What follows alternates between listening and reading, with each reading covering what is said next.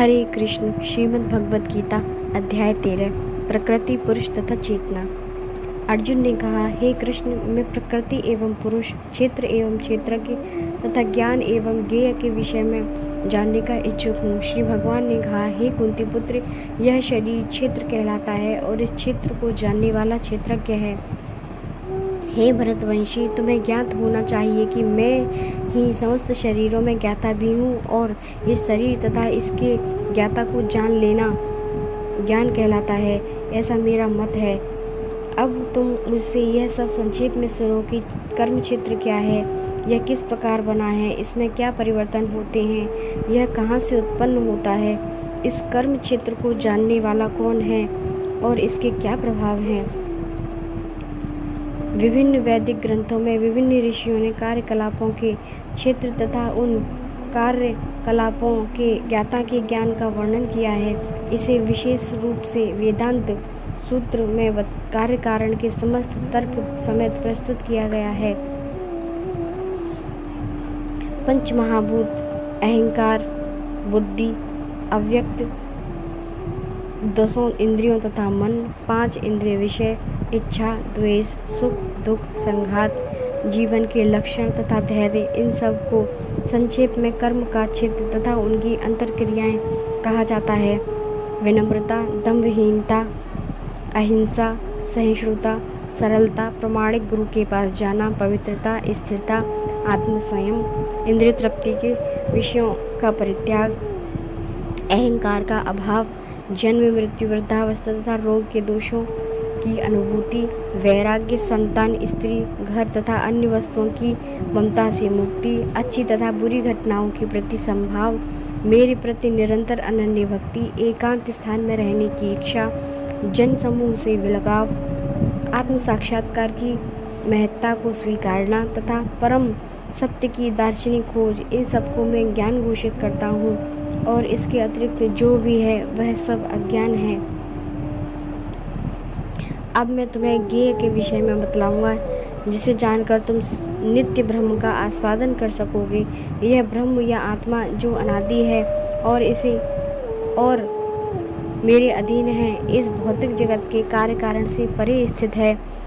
उनके हाथ, पांव, आंखें, सिर तथा मुंह तथा उनके कान सर्वत्र हैं। इस प्रकार परमात्मा सभी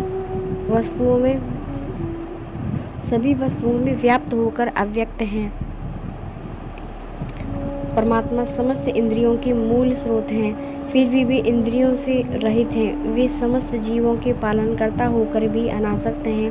वे प्रकृति के गुणों से परे हैं, फिर भी वे भौतिक प्रकृति के समस्त गुणों के स्वामी हैं। परम सत्य जड़ तथा जंगम समस्त जीवों के बाहर तथा भीतर स्थित हैं। सूक्ष्म होने के कारण वे भौतिक इंद्रियों के द्वारा जानने या देखने से परे हैं। यद्यपि वे अत्यंत दूर रहते हैं, किंतु हम सबों के निकट भी हैं। यद्यपि परमात्मा समस्त जीवों के मध्य विभाजित प्रतीत होता है, लेकिन वह कभी भी विभाजित नहीं है। वह एक रूप में स्थित है। यद्यपि वह प्रत्येक जीव का पालन करता है, लेकिन यह समझना कि वह सबों का संहार करता है और सबों को जन्म देता है। वे समस्त प्रकाशमान वस्तुओं के प्रकाश स्रोत हैं। वे भौतिक अंधकार से परे हैं और अगोचर हैं। वे ज्ञान हैं, ज्ञेय हैं और ज्ञान के लक्ष्य हैं। वे सबके हृदय में स्थित हैं। इस प्रकार मैंने कर्म क्षेत्र, शरीर, ज्ञान तथा ज्ञेय का संक्षेप में वर्णन किया है। इसे केवल मेरे भक्त ही पूरी तरह समझ सकते हैं और इस तरह मेरे स्वभाव को प्राप्त होते हैं। प्रकृति तथा जीवों को अनादि समझना चाहिए।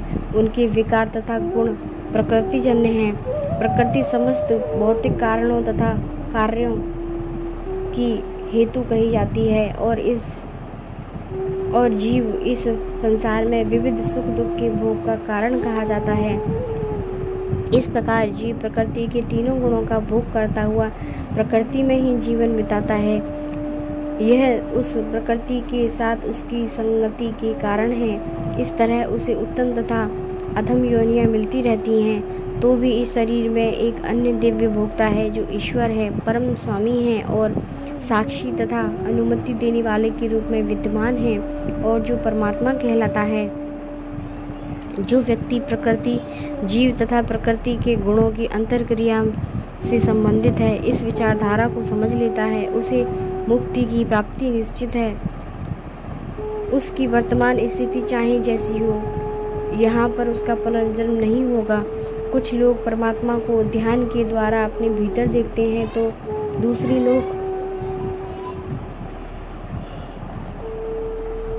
लोग ज्ञान के अनुशीलन द्वारा, और कुछ ऐसे हैं जो निष्काम कर्मयोग द्वारा देखते हैं। ऐसे भी लोग हैं जो यद्यपि आध्यात्मिक ज्ञान से अवगत नहीं होते पर अन्यों से परम पुरुष के विषय में सुनकर उनकी पूजा करने लगते हैं। ये लोग भी प्रामाणिक पुरुषों से श्रवण करने की मनोवृत्ति होने के कारण जन्म तथा मृत्यु के पथ को पार कर जाते हैं।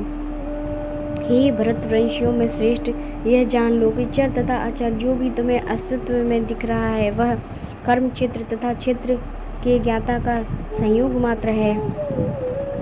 जो परमात्मा को समस्त शरीरों में आत्मा के साथ देखता है और जो यह समझता है कि इस नश्वर शरीर के भीतर ना तो आत्मा ना ही परमात्मा कभी भी विनिष्ट होता है, वही वास्तव में देखता है। जो व्यक्ति परमात्मा को सर्वत्र एवं प्रत्येक जीव में समान रूप से वर्तमान देखता है, वह अपने मन के द्वारा अपने आप को नष्ट नहीं करता। इस प्रकार वह दिव्य गंतव्य को प्राप्त करता है।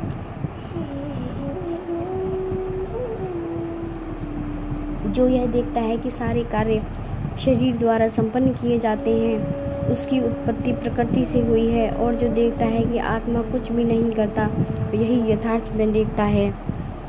जब विवेकवान व्यक्ति विभिन्न भौतिक शरीरों के कारण विभिन्न स्वरूपों को देखना बंद कर देता है और यह देखता है कि किस प्रकार से जीव सर्वत्र फैले हुए हैं, तो वह ब्रह्मबोध को प्राप्त होता है। शाश्वत दृष्टि संपन्न लोग यह देख सकते हैं कि अविनाशी आत्मा दिव्य, शाश्वत तथा गुणों से अतीत है। हे अर्जुन, भौतिक शरीर के साथ संपर्क होते हुए भी आत्मा ना तो कुछ करता है न लिप्त होता है।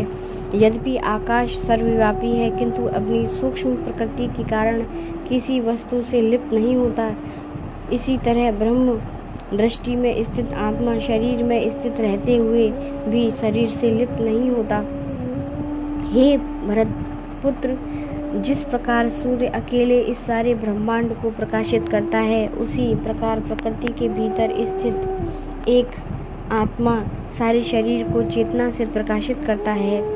जो लोग ज्ञान के चक्षुओं से शरीर तथा शरीर के ज्ञाता के अंतर को देखते हैं और भवबंधन से मुक्ति की विधि को भी जानते हैं, उन्हें परम लक्ष्य प्राप्त होता है। हरे कृष्ण।